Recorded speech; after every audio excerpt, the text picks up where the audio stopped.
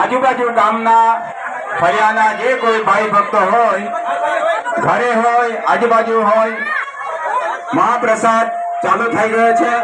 જ્યાં કોઈ પણ હોય તેઓ મહાપ્રસાદ લેવા સાધના ચોક યુવક મંડળ બધાને આમંત્રણ આપે છે।